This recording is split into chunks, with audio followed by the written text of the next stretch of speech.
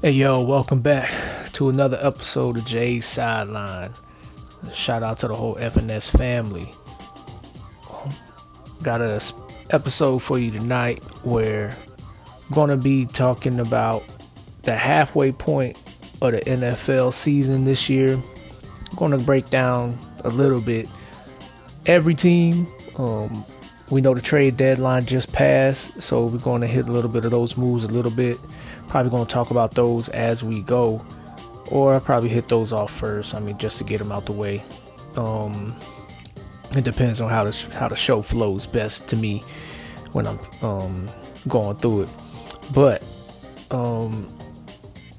keep a eye out for the more FNS podcast content coming soon, and obviously Freeze Corner, and then Wives Unscripted.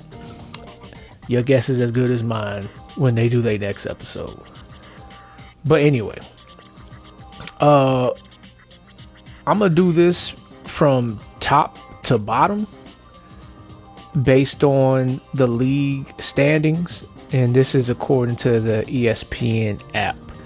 So right now, sitting in first place, Kansas City Chiefs. We know Kansas City, as it stands right now, they are not looking unbeatable, but they're winning. They have to fight a lot to win, but they're winning, which is okay because they are somewhat, they've shown they can win a fight. Obviously, the big transaction to bring DeAndre Hopkins in, that was the biggest thing for them. And then keeping in mind that they're not operating at full strength. We already know that they don't got Hollywood Brown. He hasn't played at all this season. He's not going to play at all this season. So that's something that they got to look forward to next season. But then after that, Rashee Rice, he got hurt on that one play when looked like Mahomes was trying to make a tackle and he ran to his own guy. So they're missing two big wide receivers. Maybe if they had Rashee Rice, they don't make this move for DeAndre Hopkins. Maybe not. But getting DeAndre Hopkins, his first game the other night against Tampa, it clearly they had a plan for him, and being the vet receiver that he is, he can execute that plan well. But still, they look like they are still beatable. They haven't won in normal Chiefs fashion that we're used to seeing from them. I know last year was kind of like that too a little bit. You know, they first year without the cheetah, and so things is a little different for them. But they are still finding a way to win. This is where having that coach's stability comes into play. Same defensive coordinator, Steve Spagnuolo, shout out to him, and Andy Reid over there. Then you got the same core: Patrick Mahomes, Travis Kelce, and you got Chris Jones. Oh, and not to mention also offensively, they have been playing lately without their starting running back, Isaiah Pacheco. So keep that in mind too. So if they happen to get a couple of those guys back, offensively, they could look a whole lot deadlier. But they sitting at the top of the pack. It's a possibility that they can go 17-0 in the regular season based on who they've beat already and who they got left. I'm gonna pull up the record really quick, or the schedule. So they got Chiefs, Bills, Panthers, Raiders, Chargers, Browns, Texans, Steelers, and Broncos again. There's a chance that they can go undefeated for the regular season. So if they happen to do that, don't be surprised. But will they do that? We have to wait and see. I feel like Pittsburgh might have a shot at them. Divisional games, you can never really 100% count those out. Those are always normally the toughest games on any team's schedule. They got Houston coming up. I don't know if Houston's ready for them right now, but they got a chance to prove it, or at least challenge it. So that's the number one seed, or the number one rated team in the league right now. Number two, the hometown squad, the Detroit Lions. Now, Detroit, coming off a big win against the Packers on their field in rainy weather. Detroit is probably the deadliest team in the league, in my personal opinion. They're coming in 7-1. The only loss came to Tampa. And I mean, there's really nothing bad you can say about Detroit, man. Like, I seen praises for them all the time. They built the right way from the trenches, and then they worked their way out. We know the biggest storyline with them as of late is the injury to Aiden Hutchinson and how that would impact the defense. Had a whole episode on that. They made a move before the deadline. They traded to get Zadarius Smith off of the Cleveland Browns. Zadarius Smith used to play for Green Bay. So to come back to the NFC North and compete against his old team, pretty sure that's going to be some interesting moments in the future. Possibly, maybe. But Aiden Hutchinson, when he got hurt and broke his leg, he was leading the league in sacks. Zadarius Smith, he's never really been that top tier pass rusher. He was always like, he'll get you some, but he's not like scary. So that's what Aiden Hutchinson was for Detroit. Is Zadarius do that for the Lions? I'm not betting my money on it.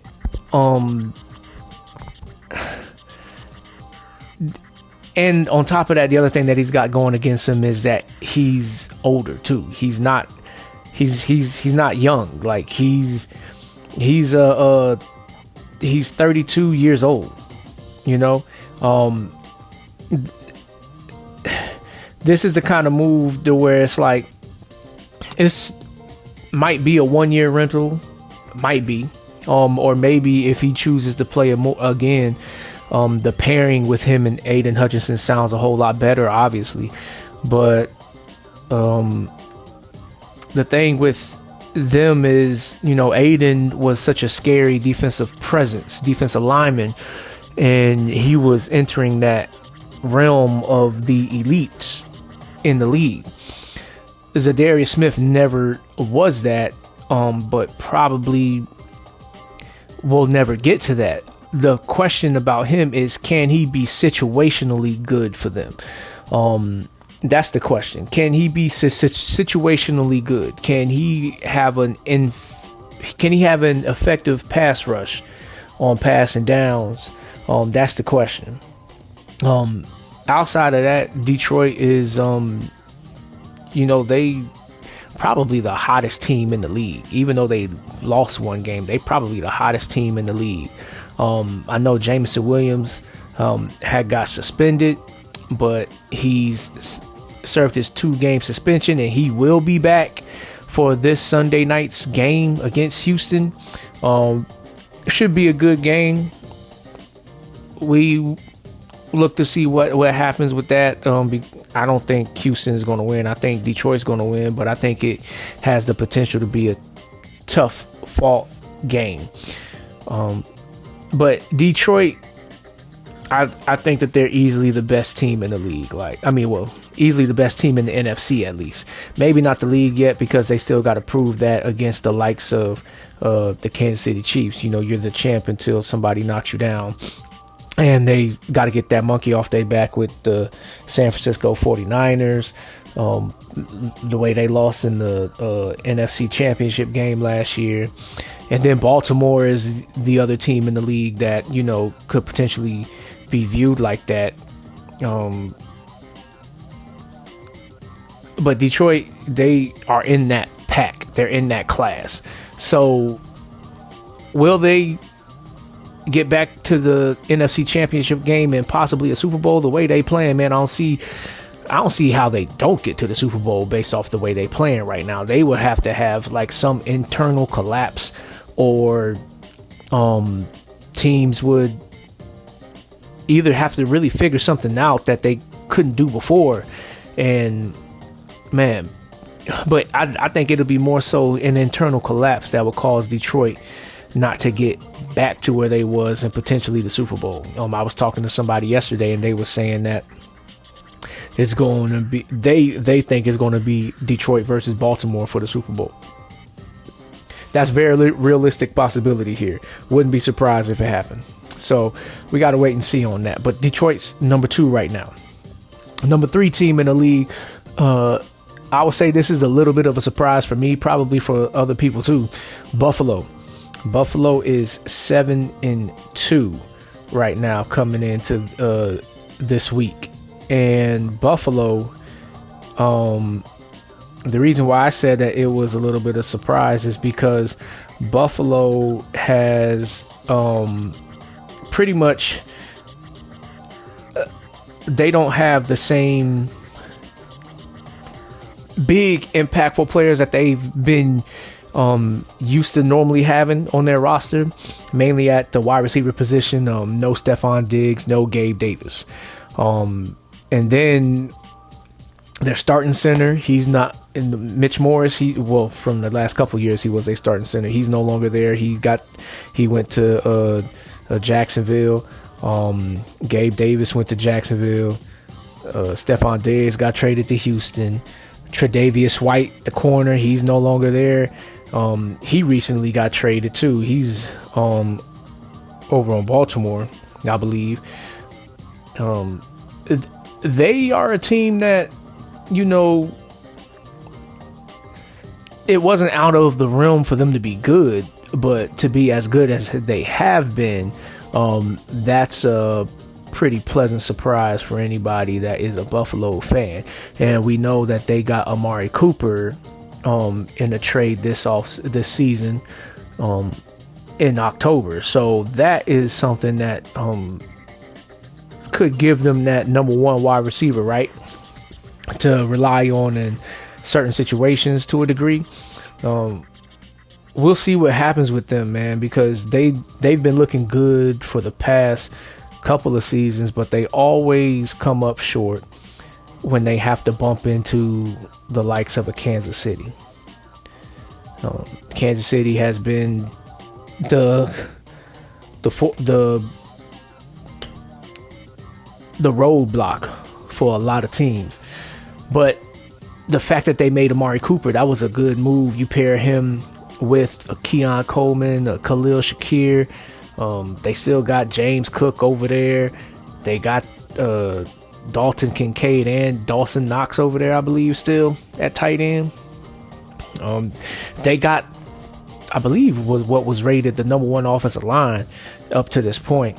And when you're playing like this, you have no reason to make no big moves outside of or too many moves at all. But you know, this is one of those teams that's like, okay, don't sleep on them. You still got to deal with these guys. So we got to look out for them, man. They potentially could be another team that's going to be in this similar situation that they've always been in. It doesn't seem like they're going to have too much competition in their division, being that Miami, the Jets, and the Patriots, at least as of right now, that might not be the case. We have to wait and see, because things could change within the blink of an eye. The Jets can go on some run, but we don't know. We'll have to wait and see on that. Washington is another big surprise team. Drafting Jaden Daniels, man, like, he's gotten off to a hot start, but this is not anything new for rookie quarterbacks to have this hot start, even a hot full season, especially for them.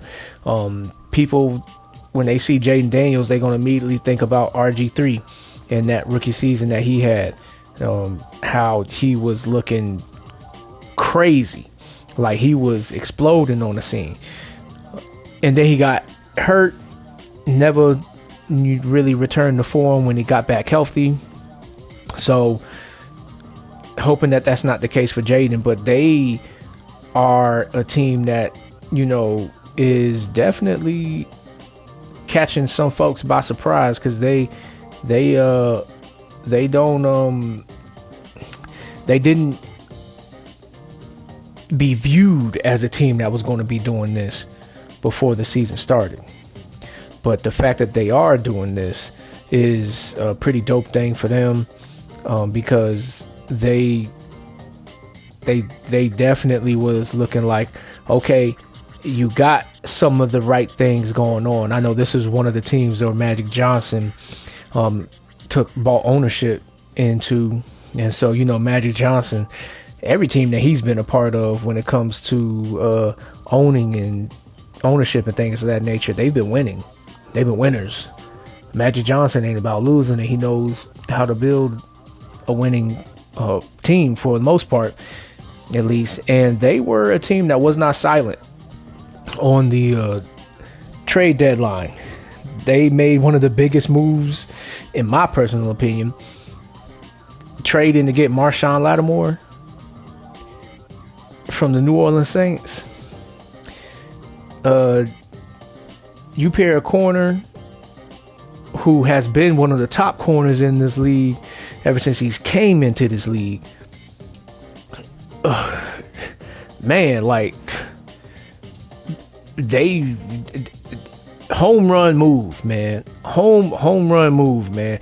Because now you get the likes of him in the building, and you take all those other corners that you had, and they go down one more slot in the depth chart, kind of like how we talked about with Amari Cooper and with Deontay Johnson to a degree.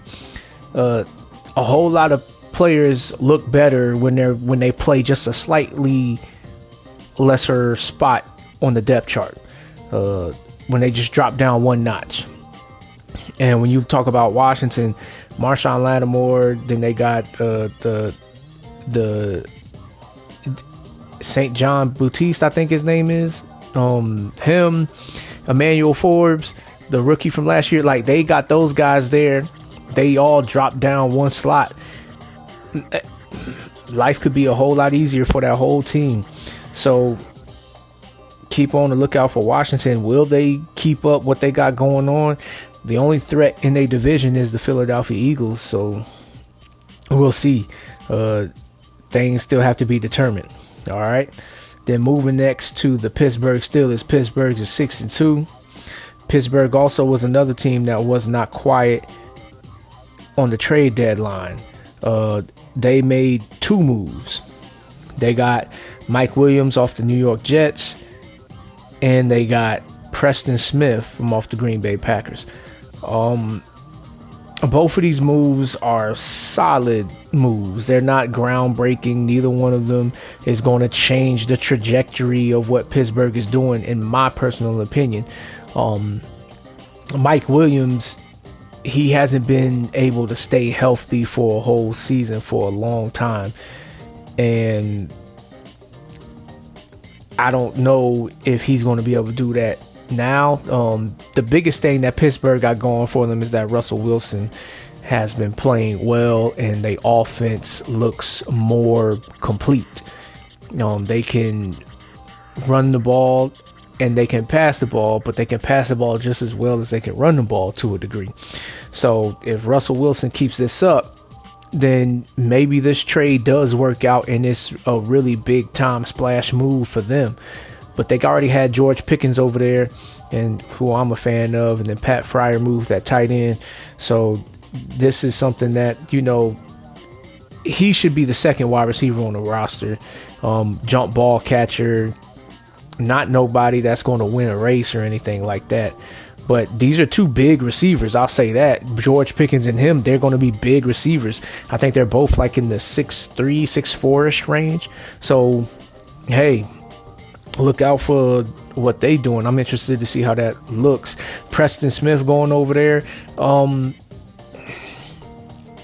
Kind of like Zadarius Smith, man. Like, he's older now.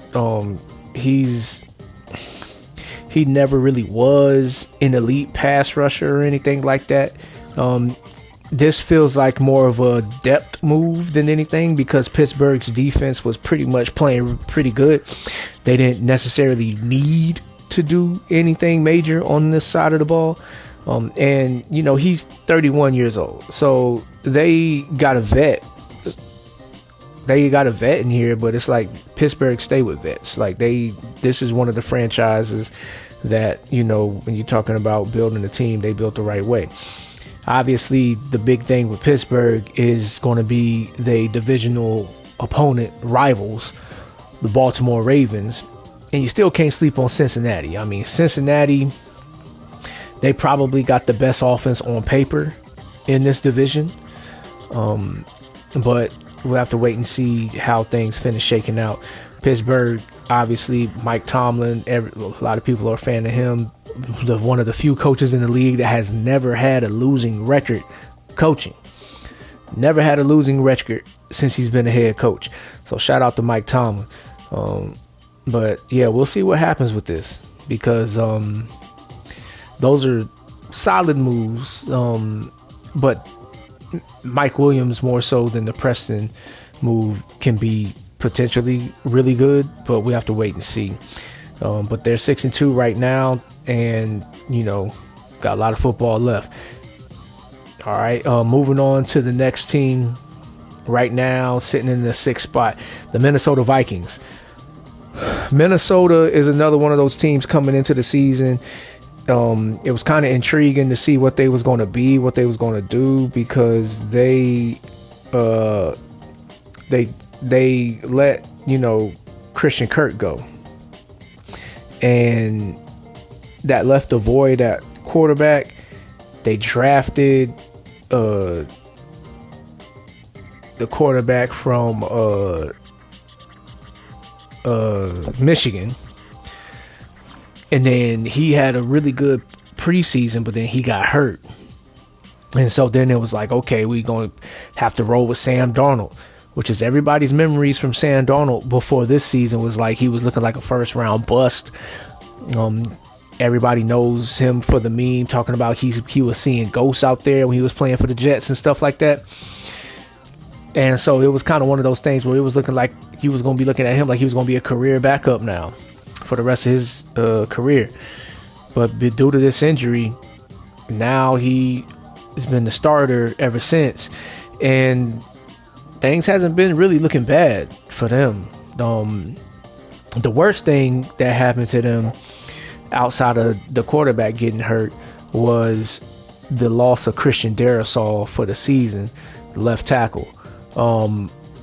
Losing him, one of the best left tackles in the league. Matter of fact, Minnesota has probably one of the best tackle tandems in the league when they both are there. So when they lost Christian Darrisaw, it made sense that they made the trade that they did, trading with Jacksonville to get Cam Robinson. This is a solid move, a move that pretty much, I wonder if this is just going to be for this season, and then they'll probably try to move off of him that way. Or maybe they'll keep him for depth or move him around to a different spot on the offensive line. I don't know. We'll have to wait and see. They also made a trade before that to get Cam Akers off of Houston, the running back. Both of these moves, Cam Robinson obviously the bigger one, because you lost your starter and you replaced him with another starter. That's crazy. to do that, and they get the opportunity to see what that looks like again. I mean, he looked good in the first game with them, so we'll have to wait and see how things shake out for them. But obviously, with them being in the division that they are in, they're gonna be looking up at Detroit and potentially Green Bay by the end of the season. I mean, they 6-2, so they tied for the 5th spot in the league, right behind Pittsburgh. Moving on to Philadelphia, man. When you talk about one of the sexiest teams on paper, that's what they are. They are one of the best teams on paper, bro. I mean, first off, let's give the shout out to Saquon Barkley, man. Saquon finally getting into a position where he can completely display his talents, because in New York, he had to work too hard to gain 2-3 yards in New York. Whereas now, playing with the Eagles, man, look, everybody knows Saquon, man. In my personal opinion, when healthy, he's the best running back in the league, and I don't even think it's close. I know a lot of people want to throw Christian McCaffrey in there, which is respectable to a degree, but I don't think he's touching Saquon. Put it to you like this: Saquon can do everything Christian McCaffrey can. I don't think Christian McCaffrey can do everything Saquon can. But that's just my personal opinion. And let's not forget about that all-time highlight that we just seen. Never seen that move in life watching football. Hurdling somebody while backwards, bro. I don't know, man. Like, never seen that before. Probably never gonna see that ever again. But anyway, Philly. This is another team that hasn't been really at full strength for the most part of the season.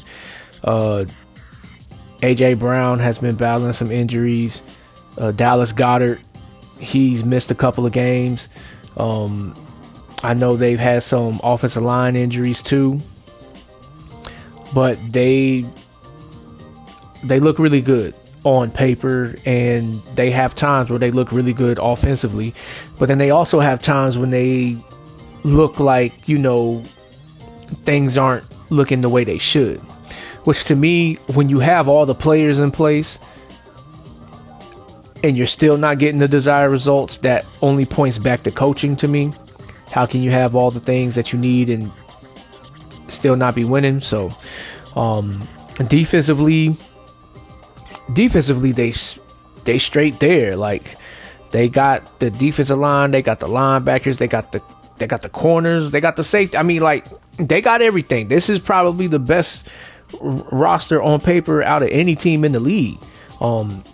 When you talk about talent, like, they definitely got it like that. I mean, I'm not the biggest Jalen Hurts fan, you know, but he ain't bad. We also seen something this past week that we haven't seen in a while. Jacksonville stopped the tush push twice. You know, maybe that has something to do with Jason Kelce retiring, or maybe that just means that teams was starting to figure stuff out. I don't know. But Philly, to sit behind Washington, I wouldn't be surprised if this flips by the end of the season. I wouldn't be surprised, just based on the experience factor. But Washington keep playing the way they playing, you know, there's no reason why they can't hold on to that. All right. So it's a wait and see thing with them. Coming in next after them, Atlanta. Atlanta is 6-3 right now. We know Atlanta had the big acquisition in the offseason to get Kirk Cousins. And then they probably had one of the biggest draft picks that caused immediate controversy, it seemed, we drafted Michael Penix, pretty much the quarterback for the future. Penix is the future starter, but Kirk Cousins, everywhere he goes, he does good. Not saying that he does elite numbers, but he does good numbers. And I think that's kind of the security that Atlanta was going for, to pair with a good running game with Bijan Robinson and Algier, however you say his name. But pairing that with Drake London, Kyle Pitts, I feel like they could be a deadlier offense if they use their weapons properly. Like, personally, I feel like Kyle Pitts is the deadliest receiver on that team, but he's not getting the targets. Maybe that's because teams are worried about covering him more than anybody else.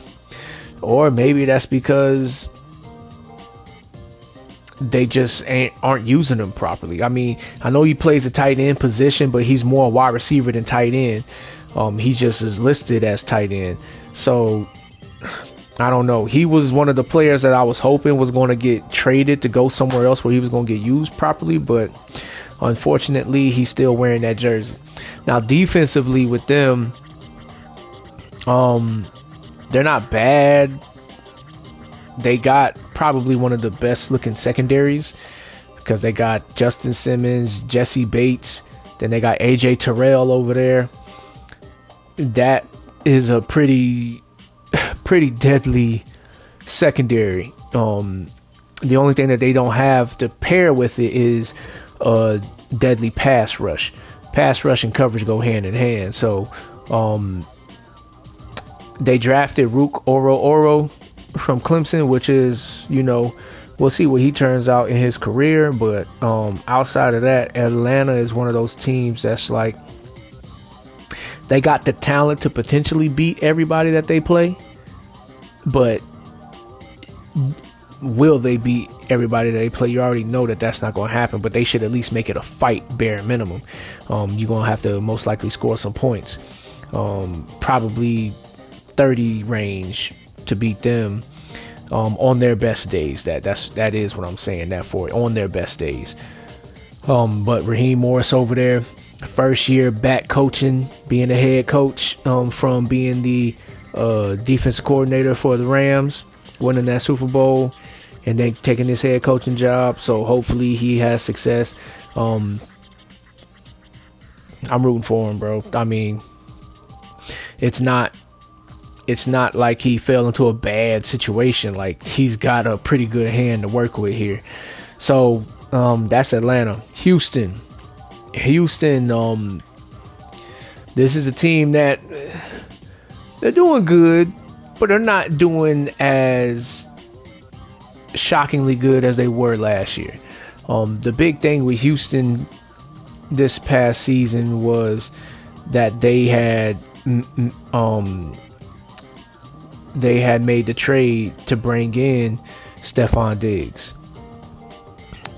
That unfortunately has not gotten to be seen for a complete season, because Stephon Diggs is out for the year. So without Stephon Diggs, and they are back to the same old Houston that they was before. So now Nico Collins and Tank Dell, they are going to have to step up and be consistent deadly weapons. Nico Collins was kind of like coming into his own, man. He was doing his thing. Tank Dell, we know he missed a couple of games, but he's back now. The big offseason acquisition as far as players is concerned, outside of Stephon Diggs on the offensive side of the ball, was Joe Mixon. Getting Joe Mixon was solid, man. Like, that was something that every team wants to have a good running game, and it starts with the line. Once you establish the trenches, then you get your horse. Once you get your horse after that, then you capable of running things. And Joe Mixon has had some games already where he's shown his value. I don't expect that to change, but they're going to be a passing team, especially with the way CJ Stroud has looked. Defensively,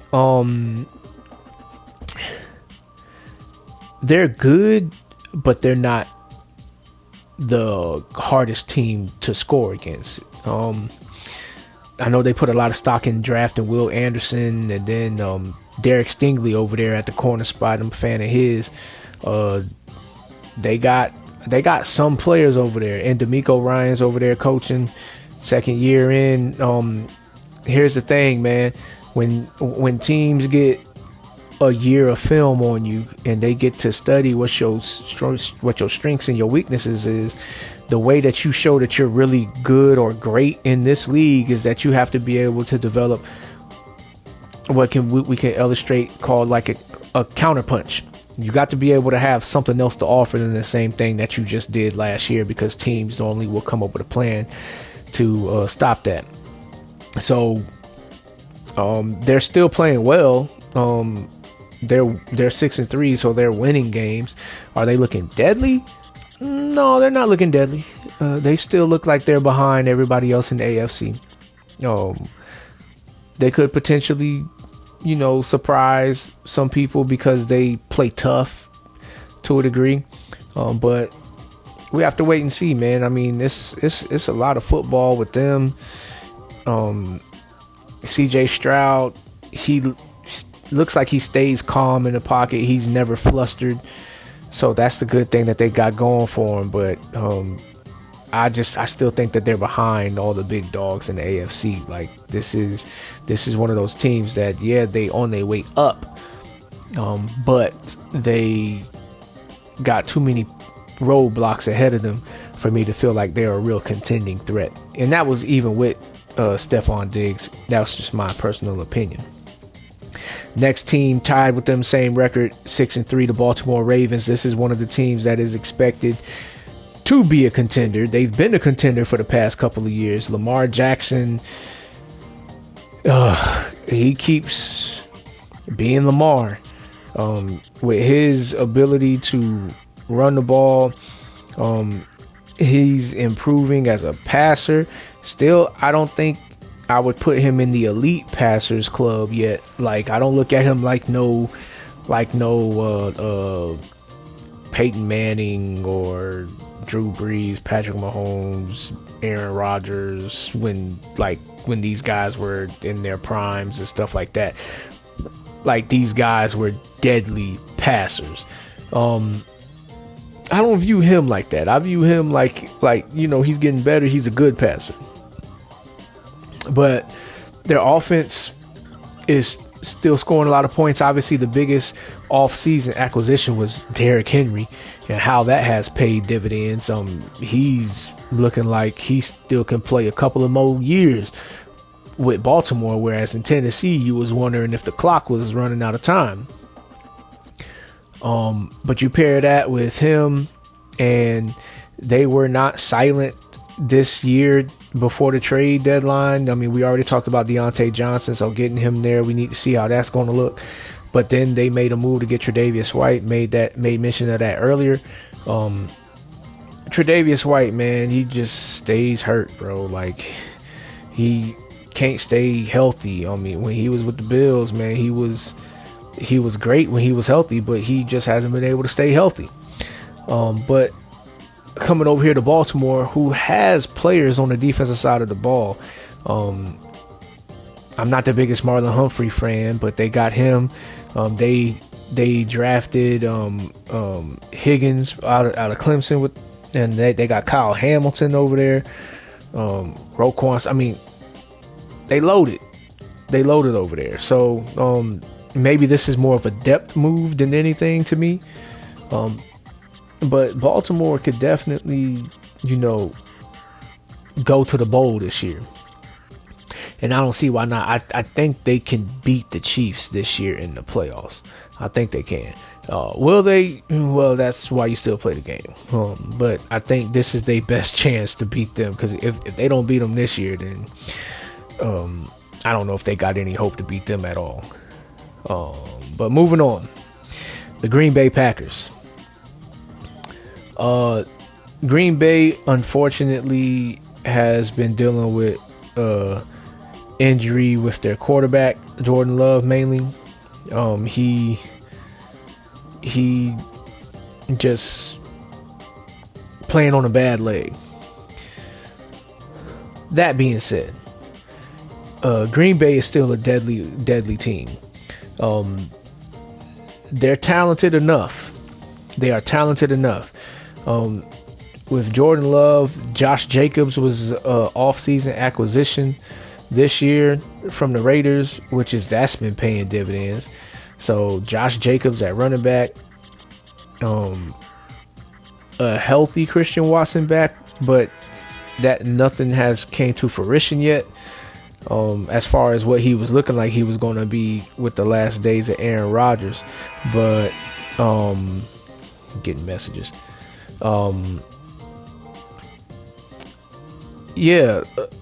Green Bay, as far as the receiving weapons, they don't have like the real big sexy names on them. They just got the good names from the players within their own locker room. So they possibly, could have used the upgrade here. They could have used a real legit number one guy here. That would have probably been good for those young wide receivers, because they're a young team and they're having success. This is another potential landing spot where a vet receiver like Amari Cooper would have looked really good, or maybe an Adam Thielen from off of Carolina, since he didn't get traded. Somebody to that nature. Somebody that is a vet that can still play but can hand down some knowledge to the young players. Defensively, they are talented as well. Big Rashawn Gary fan, big Zaire Alexander fan. They got talent on that side of the ball. It's just they're not dominant on that side of the ball neither. So it really just depends on how you catch them for the most part defensively. But this is a team that, you can't sleep on them. They're not the top-notch team. They looking up to Minnesota and Detroit right now in their division. So we have to wait and see on them, man. I mean, this is one of the things that, for them, the biggest thing that needs to happen is they need to get Jordan Love healthy. So whatever treatment he gets, I don't know when they get their bye week, but try to get him operating on two good legs instead of one would be really good. The Chargers, we know the Chargers for getting Harbaugh back into the NFL, the former Michigan Wolverine head coach and former 49ers head coach. They bringing Jim Harbaugh over there. Is it Jim or is it John? I forget. But the Harbaugh, bringing him over there, he knows how to build a team tough in the trenches. They did that with drafting Joe Alt, Justin Herbert at quarterback, so you kind of got that answered. They roster, though, in the skill positions lacks a lot to be desired. Like, they need a wide receiver. They drafted Ladd McConkey from out of Georgia, but they don't got Keelan Allen no more. They don't got Mike Williams no more. So that alone don't scare nobody, you know what I'm saying? So it's like, you're tough, but tough alone doesn't win. Like, you need to have the combination of tough and talent. So offensively, they're not deadly. Not saying that they can't score or they can't have certain drives where they move the ball up the field, but they should have made a move, if you ask me, before the trade deadline, if they wanted to take winning this year seriously. Defensively,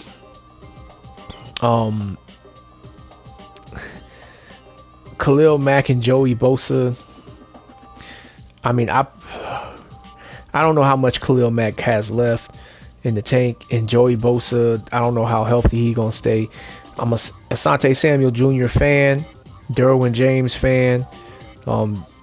those are keepers right there. Maybe you can build something around them, but outside of that, we're entering into the middle of the pack teams right here with this. We're entering into the middle of the pack team. So the next team, the Arizona Cardinals. Listen, man. I know people like to joke on Kyler Murray because of what happened with him last season when they put the clause in his contract about watching film and not playing video games so much or whatnot. Listen, man, look, Kyler Murray at one point in time was looking like one of the quarterbacks that'll give you the biggest headache in this league, because he's so shifty and his pocket presence is elite. And for him to be as small as he is, for big dudes to try to chase after him, it's like watching him play at his peak was like looking at Rocky Balboa trying to chase after the chicken when he was training, in the movie. It really was comical at some points how he can make dudes look, and he can buy time on certain plays. And then when they traded to get DeAndre Hopkins from the Titans, not from the Titans, from Houston Texans. It was one of those things where it was looking really good for them for a moment. They was looking like one of the deadliest offensive teams in the league. And then the playoffs happened, and dealing with Aaron Donald and all of them stuff from what I remember. So for them to be where they're at right now is pretty good, because they went from being real deadly to not even making the playoffs last year, not even looking good last year. And then they are back into making the playoffs. Maybe that has something to do with getting rid of Cliff Kingsbury as head coach. Not trying to throw shots, but maybe that's what that was. Denver. This was one of the teams that everybody was wanting to see what Sean Payton was going to do, because we know he needed a quarterback. Getting rid of Russell Wilson, especially after that big contract, it was one of those things where he everybody knew he was going to get one. And getting Bo Nix, Bo Nix looks like a rookie. Just say that. He looks like a rookie. He looks like a rookie, but he also looks like he has potential to be good. So we have to buy him time. We have to give him time to develop. This was one of the teams that I was thinking was going to potentially get rid of some players. But they only got rid of one, Baron Brown, and they traded him to the Arizona Cardinals. So it's not like they really out much. We know they got Patrick Surtain over there, he's looking like he's the best corner in the league right now. Offensively, no more Jerry Jeudy.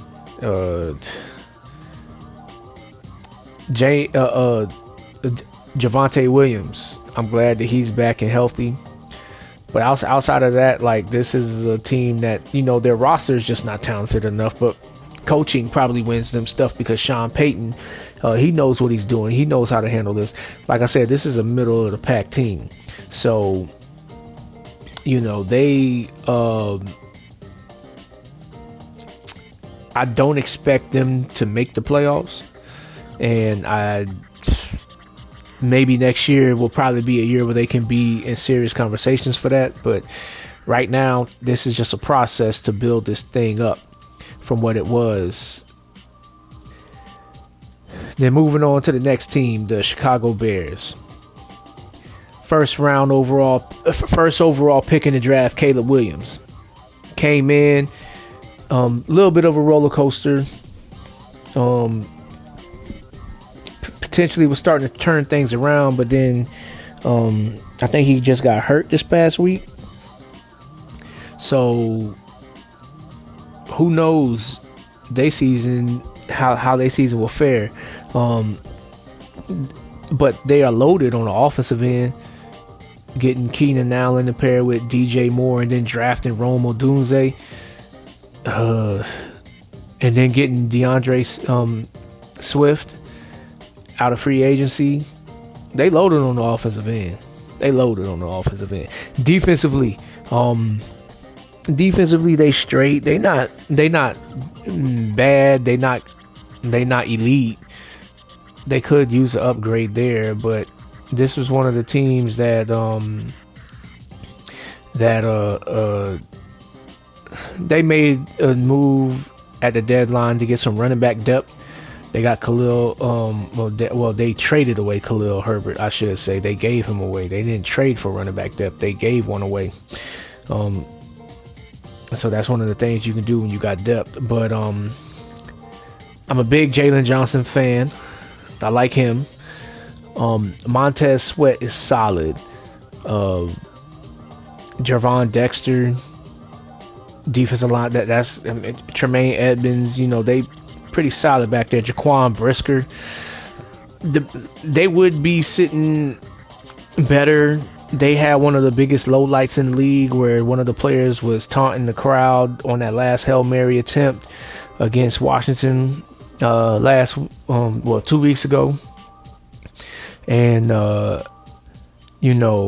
it was one of those freaky moments because he's the one that actually got back into the play and tipped the ball, but he tipped the ball into the Washington receiver's hands, causing them to lose that game. So the Bears are 4-4, man. This is about where you would expect them to be, middle of the pack. They might drop lower depending on the severity of Caleb's injury, so we have to wait and see. The Rams, also 4-4. The Rams, they're one of the teams that, you can't sleep on because they're going to play everybody tough. Sean McVay still over there, pairing him with Sam Darnold. They had the unfortunate injuries to their two big targets. Cooper Kupp was hurt in the beginning, and then Puka Nacua got hurt in the beginning. He's just now fairly recently coming back. So maybe they can get back on track now and get into the race with their division because nobody is really running away with their division, and they have a chance to do that. So with the Cardinals and the Niners and the Seahawks, it's like a good middle of the pack division.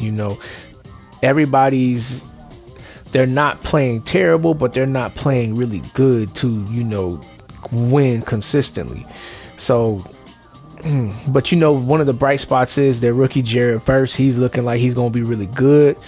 Shout out to him. They traded away Tre'Davious White.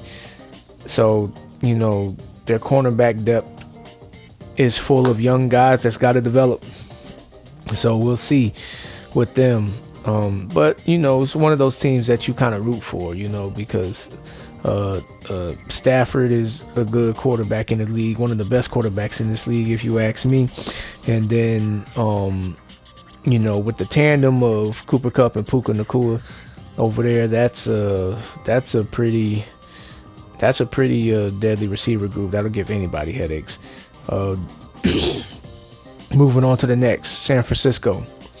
They're also 4-4. Man, San Francisco, the injury to Brandon Ayuk being done for the season, and then their wide receiver, he got shot in a robbery attempt. I'm glad that he's okay. But Christian McCaffrey, he's been hurt the whole season. And it's starting to look like he's just now starting to come back. So, I mean, for them, it's like, okay, how are you going to look now when, folks start coming back and playing? My personal opinion, not having Brandon Ayuk there, not that he's one of these super elite receivers, but he's their route running receiver that can get open on some real wide receiver stuff and get those big time catches in there. Who do they have to do that now? players that are internally, Jawan Jennings, he's had a good start to the year. Debo Samuel, that's not really his forte. He's more so get the ball in his hands and let him make folks miss or be like a running back with the ball. But I would say probably the biggest disappointment with the San Francisco 49ers is that their defense is not looking as tough as it's normally used to looking like. For whatever reasons, they aren't looking as deadly defensively as they've been. Like, you can score on them, you can move the ball on them. So maybe they get back on track. This was a team that I don't know if they could have made any moves because they've been so cap strapped with Trent Williams and then paying Ayuk, and then you brought in Christian McCaffrey on a big contract. Debo Samuel get paid. Like, this is one of the things that comes with paying players really big contracts. You put yourself in a position where you kind of are stuck. You can't really make any moves. Your roster is going to be what it's going to be. So if they don't get it together, they probably going to blow this team up in the off season. I would look for that to happen, because San Francisco's been one of them teams that's been constantly in the conversation, and they haven't been able to pull it out. Brock Purdy, he's still good enough to be a starter in this league, but when he doesn't have his guys there, at least that's what he was showing last season. When he doesn't have his guys there, he looks very average. Like, he doesn't look like the kind of quarterback that'll be able to make up for not having elite receivers and getting the best out of other guys on the roster. All right, moving on to Indianapolis. Indianapolis, they're 4-5. This is the beginning of the teams with a losing record so far. So Indianapolis is 4-5. The big news with them was the recent benching of Anthony Richardson from quarterback. We know he had the situation where a couple weeks ago in the division game against the Texans, towards the end of the game, he took himself out the game. And people was thinking that he was hurt and whatnot.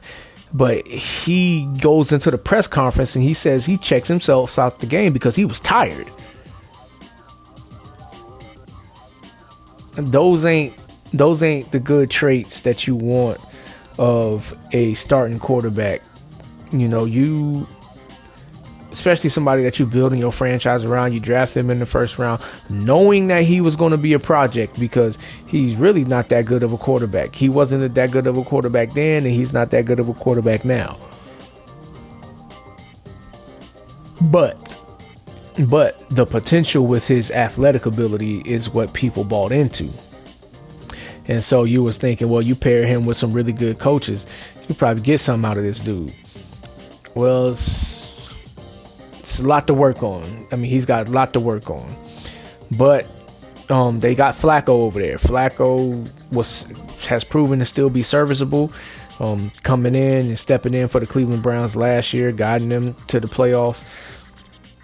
The defense still has DeForest Buckner.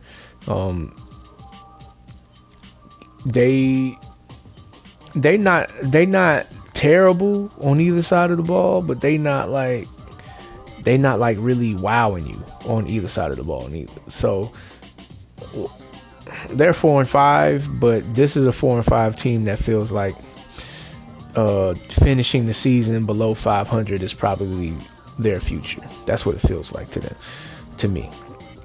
The Bengals, they're also 4-5. I feel like they're better than 4-5. Joe Burrow, Jamar Chase. This is their first year without Joe Mixon, though. So maybe they feeling the pain of not having the bell cow back. They've been splitting carries with Chase Brown, who looks good. Chase Brown and Zach Moss, I believe. But yeah, I guess the big injury problem with them has been T. Higgins. T. Higgins hasn't played a lot of football yet this year, so we have to see them when they're fully healthy. This is a team that when they're fully healthy and players can play, they can catch their rhythm late in the season and sneak into the playoffs and then be a problem in that manner. We have to wait and see.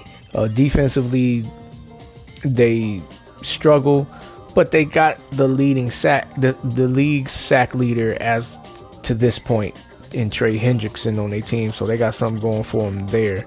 But outside of that, defensively, they really don't scare you.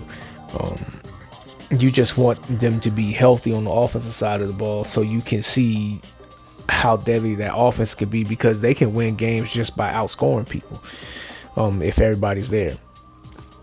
Tampa.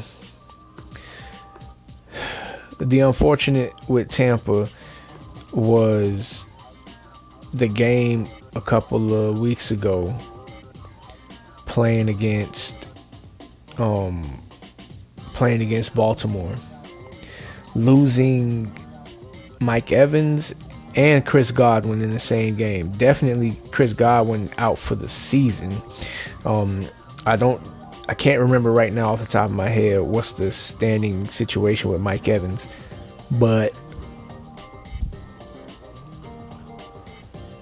Baker Mayfield has been a pleasant surprise for them.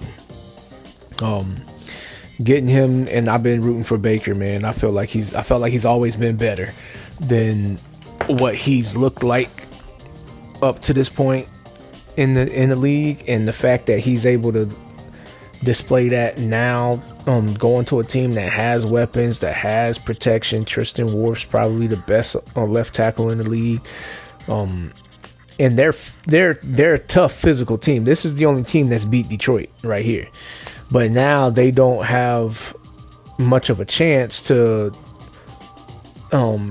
be at the top anymore, because losing Mike Evans and Chris Godwin is probably detrimental to their team. I like what Baker's doing without them, but I don't know if it's going to be good enough for them to win the big games without him. So this season might end up being a wash for them, but with what they got in place and how they're building it, they could be right back next season. So we'll have to wait and see what they do. Seattle, they probably round up the middle of the pack teams that could make the playoffs potentially, or could just miss the playoffs. Geno over there, DK Metcalf, and Lockett, haven't really noticed him much this season. Jackson Smith and Jigma just had the biggest game of his career. But Seattle is a team they got some talent. They could use a pass rusher. I'm surprised they sat still at the deadline, because they could have used a pass rusher, but they don't have one. At least not no elite one. I like that cornerback room, the wide receiver room. Lonnie Walker. They got talent. This is just one of those teams that's like, okay, they need to start getting some positive rhythm going in the right direction, so that the way they can make a playoff push. Because being in the division that they are, it's still not out of reach. It's still not out of reach for them.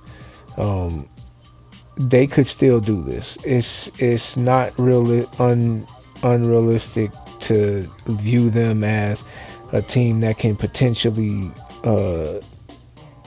do something right now, because you look at their division. The Cardinals is 5-4, the Rams 4-4, the Niners 4-4, and they sitting 4-5. Like, everybody is just right there in that middle of the pack. So anybody in that division, whoever starts to get some positive rhythm going, can run away with that division potentially. All right, now we started getting into the disappointing teams. Probably based on last year's results and expectations for this year. So first team, Dallas Cowboys. A whole lot of people like to view them as America's team, but Dallas Cowboys. They was a sure playoff team last year. This year they're 3-5 at the midway point. Dak Prescott, this is the first time he's looked really bad, like really, really bad in the regular season. CD Lamb held out to get paid. I don't know if that had something to do with it. This was a team that, you was thinking was going to be in the conversation to be at the top of their division, but how the tables have turned. Not a Dak fan. CD Lamb is good, but I'm not the biggest fan of his neither. Defensively, Michael Parsons been hurt. DeMarcus Lawrence been hurt. I heard I seen a report recently that said that Parsons is supposed to be coming back. The question with Dallas, as far as this season is concerned, are they going to look at it as a wash now because Dak Prescott is supposed to be going to IR? Are they going to be looking at this season as a wash, or are they going to go out there and still try to win games? Because they don't got no room to lose, really. But they're going to lose more games. Deron Bland, the other corner from last year, led the league in interceptions last year. He hasn't played yet this season. Not that I can think of. Diggs over there. They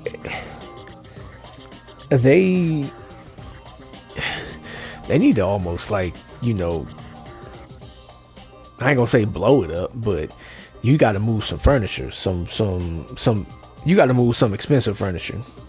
But the ultimate problem with the Cowboys, which has been my opinion for the longest, is Jerry Jones, man.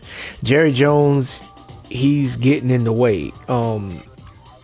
Jerry Jones, to me, he wants his name in the paper next to the Cowboys winning, and it's saying Jerry's done it again, living off of the Jimmy Johnson days. And look, man, Jerry Jones getting older. He's just in the way of winning. But hey, Dallas is going to be one of them teams that you just let the fans down. I don't even think they're more disappointing than this next team, though. But Dallas did make a move. Before I close off on Dallas. They did make a move on the trade deadline. They got Jonathan Mingo. Whoop-de-doo. This is one of those moves where it's like, for Jerry to make comments to say that he's all in, it don't make sense when you look at this acquisition right here. This acquisition right here doesn't say that you all in. This acquisition says that you're planning for the future. That's what this acquisition says. Jonathan Mingo hasn't done much in the league right now to this point, and for them to make a move for him, it just doesn't say that they're still trying to win this season. It says more so we're trying to prep ourselves to build for next year. That's what I get from this. But maybe, of course, I could be wrong, but whatever, it is what it is with them. But the more disappointing team right now, the New York Jets. 3-6. The Jets finally get a healthy Aaron Rodgers. And with a healthy Aaron Rodgers, you would think that would translate into them just being a better team winning wise. But they've looked. They haven't won a lot of games. They've been a part of a lot of drama this year. Firing Robert Saleh after a bad start. I think it was 1-4. They fired Robert Saleh, and then they trade to get Devontae Adams off of the Raiders.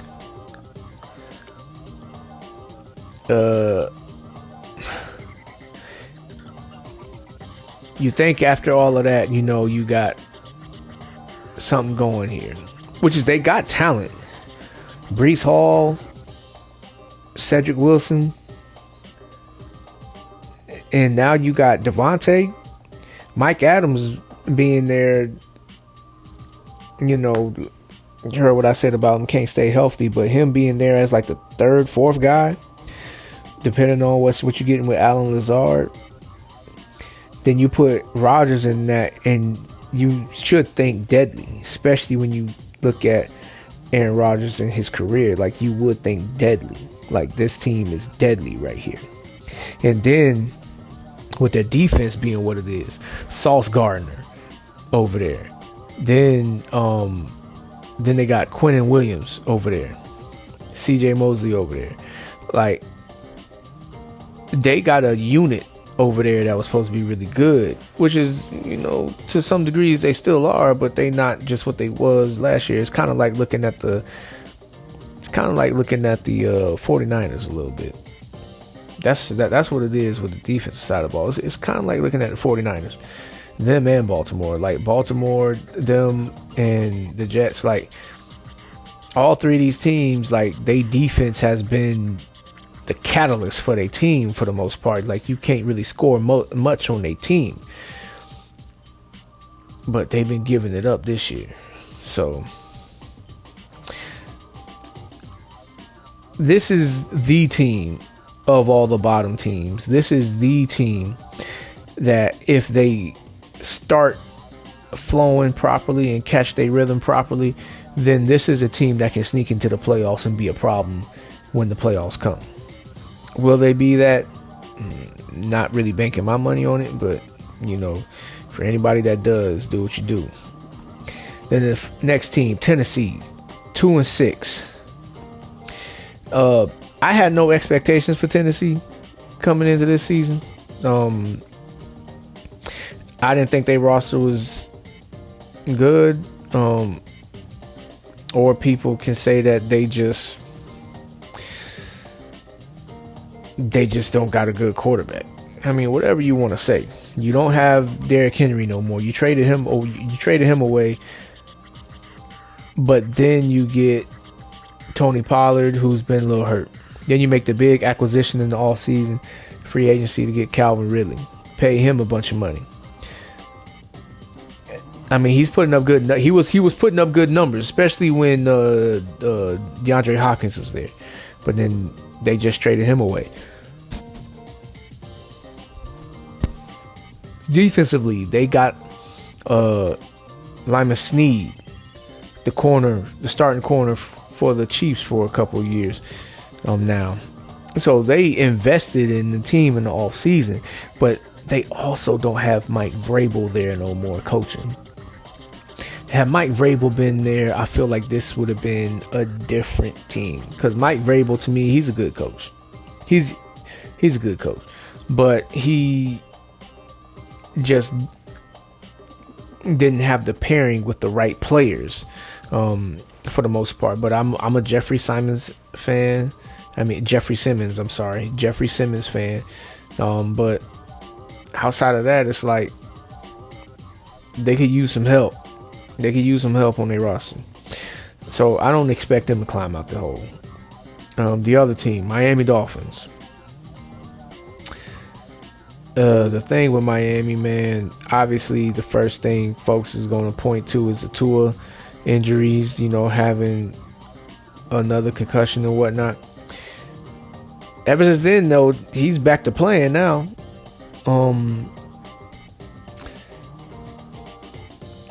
Being 2-6, that might be too big of a hole for them to climb out of too. Can they do it? Potentially, yes, but they need They need that offense to be elite, especially when you got the cheetah over there with Waddle. You brought Odell Beckham over there. You still got Ramsey over there. You let go of Christian Wilkins. That was the problem. That was a bad move.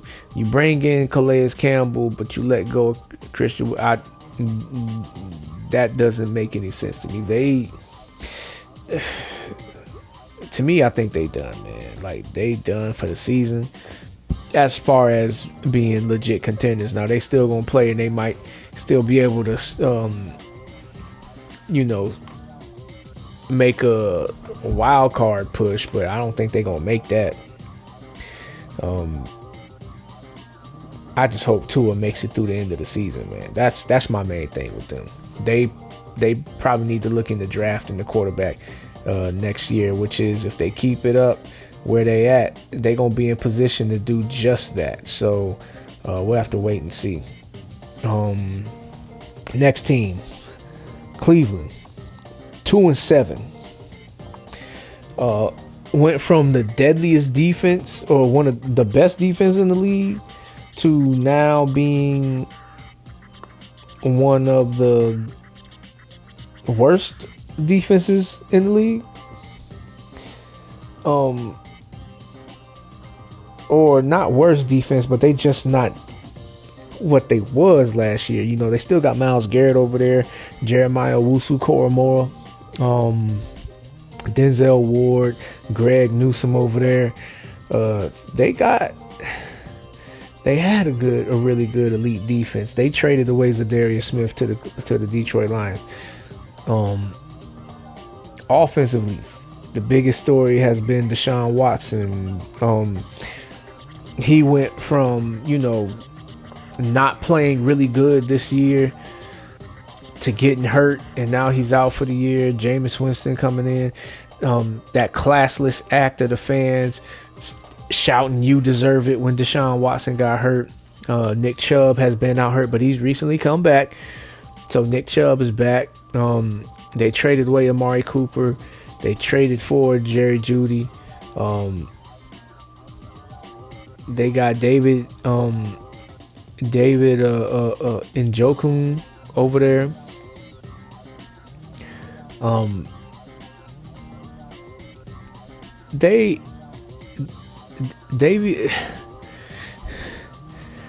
It's like, this is one of the teams where you look at it, where at least on the offensive side of the ball, they might need to blow this up. At least on the offensive side of the ball, they might need to blow this up. Nick Chubb is hurt on a regular basis. They got Jameis Winston now. He's getting an opportunity with the team, but I don't think he can lead them out of this hole. The offensive line has been terrible for a good portion of the year. Man, like, they on the offensive side of the ball is where they gonna draft. I just tell you that much right now. Being the bottom feeding team in the AFC North, there ain't nothing to play with. They ain't gonna be beating Pittsburgh, Baltimore, or Cincinnati no time soon. So, Carolina. Moving on to the next team, Carolina, 2-7. One of the worst teams in the league, with ease. Carolina benched a quarterback to bring in Andy Dalton. Andy Dalton comes in, they immediately look like a night and day different team. But then I guess once all the dust settled, they started being able to figure them out too. This was a team that I felt like I was looking to be more active at the trade deadline, whether that meant moving on from players that you can build with draft picks on, or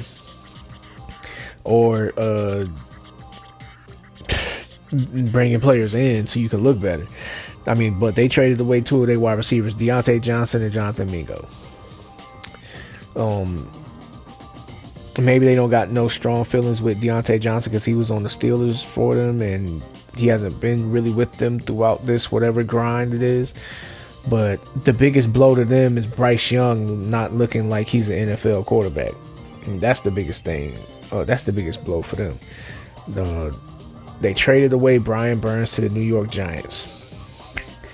But they still got Andre Brown. They still got J.C. Horn.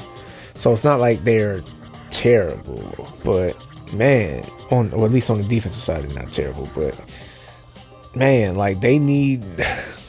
This is a team that needs an influx of talent, so they probably need to either clear cap space so they can be active in the free agency, or stockpile draft picks so you can get a lot of players to hopefully turn this thing around.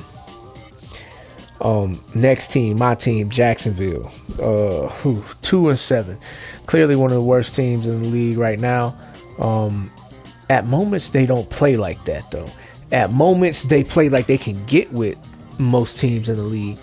I would say outside of that Buffalo game, they've, for the most part, been in every single game. And it's been like a single possession game that caused them to lose. So for them, it's learning how to finish. I wasn't mad at trading Cam Robinson away, but I understand that he was a solid starter, and especially for pass protection. Having Walker Little on the roster does help with that. Trevor Lawrence has not been the greatest, but he's not been the worst neither. I know it had came out that he was pressing, trying to do too much in the beginning of the season, and now he's starting to slow down, and he's been one of the most efficient quarterbacks lately, even though he threw a game-losing interception. There was another interception that goes against his stats, but this past week against Philly. But one of them is Travis Etienne, man. He tips the ball into the air, and the Philly player dives and catches it. And then you got the game-sealing play where Nakobe Dean picks off. So for him, it's like not trying to win it on every throw. And then being smart about where he chooses to go, gets better accuracy and stuff like that. That's the big thing with Trevor. But the biggest thing with Jacksonville, man, is I'm ready for the general manager to go, and I want the offensive coordinator to go. And I know Doug Peterson is a good coach and he knows the game, but if he keeps allowing certain things to happen, or he keeps on promoting certain things to happen, then he may need to go too. Look, this is not one of those things where you want to keep giving time to mediocre talent. Like, there's nothing really elite about our roster. People gonna think about Josh Allen and Trayvon Walker for the most part, which is, those two players have had good seasons so far, but we need Josh Allen to enter into that realm that Aiden Hutchinson was entering in. We need him to enter into that realm of being one of the best defensive linemen, and he hasn't done that as far as the top tier guys. So yeah, that's that. But I would think that there's going to be some major movement with this franchise in the offseason. Shad Khan doesn't seem like he wants to be the guy to fire dudes during the regular season. You have to be really extremely bad and a cancer to the locker room, aka Urban Meyer. But outside of that, it's like living up to the contractual agreement. I got you for 4 years. You're going to be here for 4, like one of those kind of things. That's kind of seems to be like what he's on.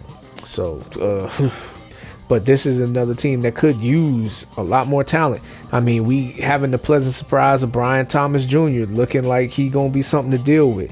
But Travis Etienne, man, this is 2 games now where a critical turnover changes the complexion of the game. One of the opening games of the season, fumbling right before he was going to go into the end zone to put a sealing touchdown on the opening game against the Dolphins, and then he has this mistake against Philly that, look, man, we lost this game by 1 possession too. So look, it might be time for him to move on, man, because even when he plays, if he's making these mistakes, I know he's had some injury, and then Tank Bigsby looking the way he's looking, man, he looking like he need to be the starter, and we need to just go ahead and let Travis Etienne go. I was thinking that we was going to do that, but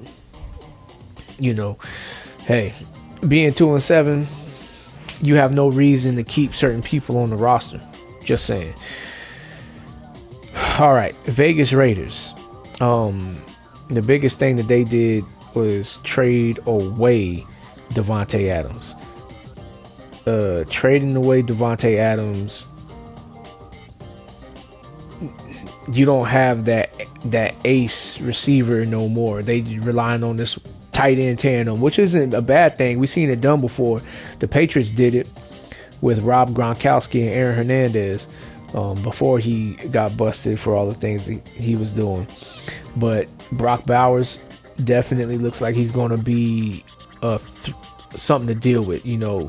Big athletic dude that can move and catch the ball. That's what you want to see here. But Gardner Minshew, I like Gardner Minshew, man. I think he's more suited to be a backup though than a starter. That's what I think.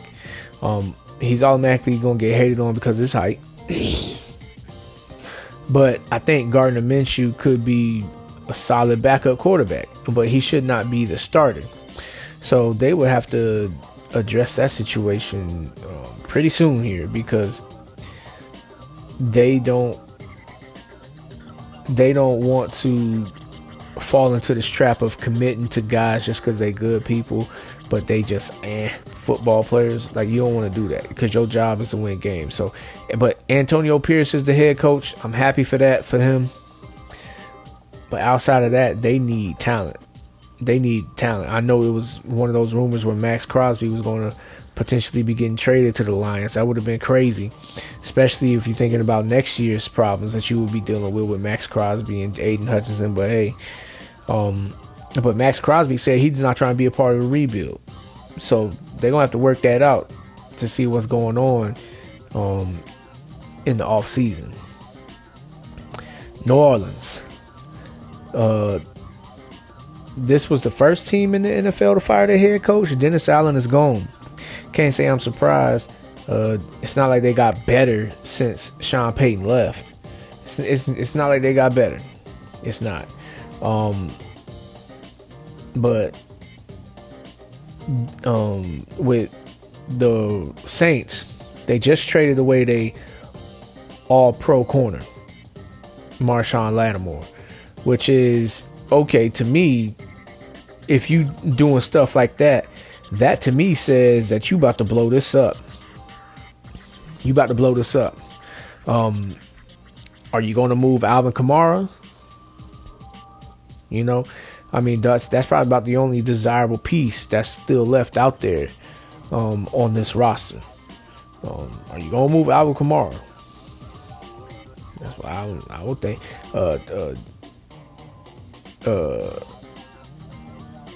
Derek Carr. How much longer are you going to be committed to him? You drafted Spencer Rattler. He started a few games. Not that it looked really good for them at all, but this is a team that needs to figure some things out. So they're gonna be doing coaching searches and stuff like that. I wouldn't be surprised if this would be where one of those coaches from the Lions, one of the coaches from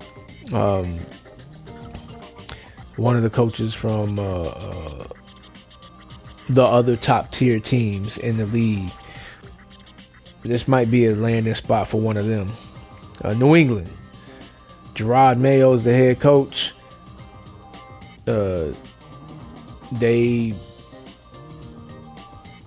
is a team that, is as disappointing as it can get, man. I mean, well, not as disappointing as it can get because nobody's seen anything coming with them.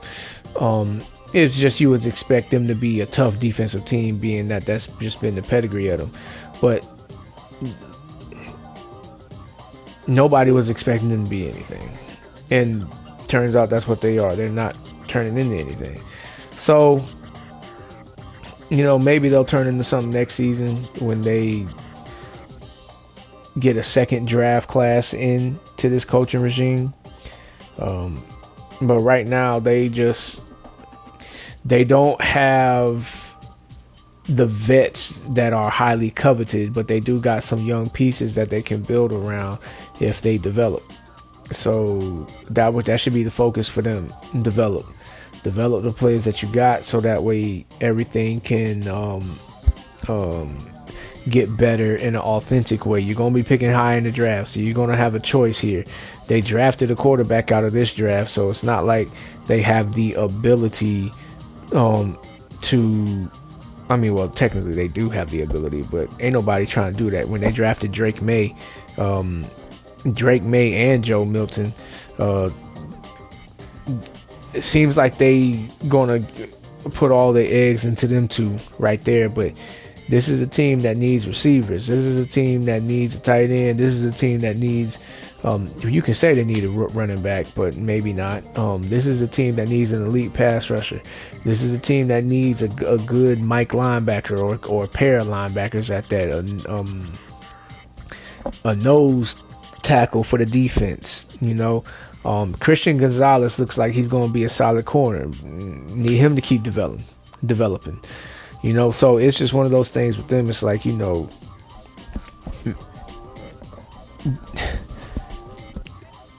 they need to be active in free agency, spending whatever money they got to get better if they want to do this within a year. Now, if they want to do this in a more organic way, then constantly build through the draft, but you got to hit on your picks. So we'll see what happens. Then last but not least, the New York Football Giants. Biggest story with them, not keeping Saquon in the building. The videos as came out with the general manager asking his kids who they should draft and whatnot, and his kids telling them what they should do. All the conversations that came out about them talking about Saquon Barkley, man, they just set themselves up to look like idiots. Investing all that money into Daniel Jones when his best season as a quarterback in this league, he was below average. Like, the one thing though that you can say about the Giants, they got a tough front seven. Dexter Lawrence over there, now Brian Burns, Azeez Ojulari over there, Kayvon Thibodeau when he's healthy. They got a tough front.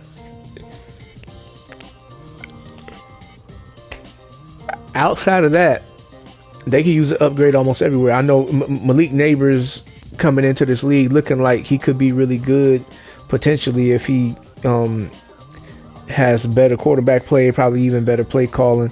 The offensive line still could use some work. We know they got Andrew Thomas, one of the best left tackles in the league. But trading away Saquon, or letting Saquon walk, I should say, in free agency, that's ridiculous. You don't get better by getting rid of your best players, especially when they're young best players. But it's that whole devaluing the running back position thing. Not willing to pay him what he's worth. You're only trying to pay him market value because you don't want to invest a lot of money in a running back. At least that's for them. So they're reaping the concussions of their actions by letting Saquon walk because he is over there in Philly loving life.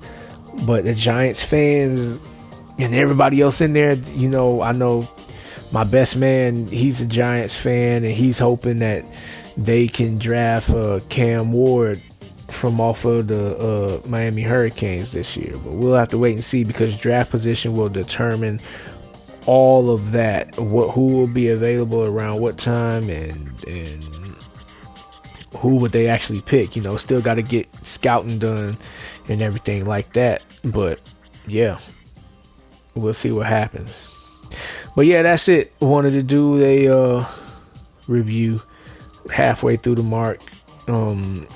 probably do another one at the end of the season, because that'll be obviously at least the end of the regular season. That'll be when the final results have came in. So, there it is. But be on the lookout for more stuff. We got more coming, and then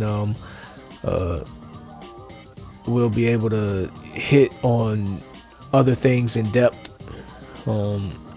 because the years keep providing subjects that we can talk about.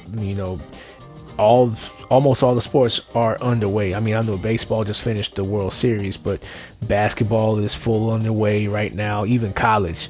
And then you got the college football getting ready to come to the point where they're going to be heading into the playoffs. So we're going to have some things to talk about. And then, of course, the times that the whole FNS family gets together. So, hey, well, let's look at it. Look forward to the future, and be on the lookout. Like and subscribe, share the content, and comment too. Comment on the content. Do you agree? Do you disagree? Tell us why. All that other stuff. So, be easy. Have a good one.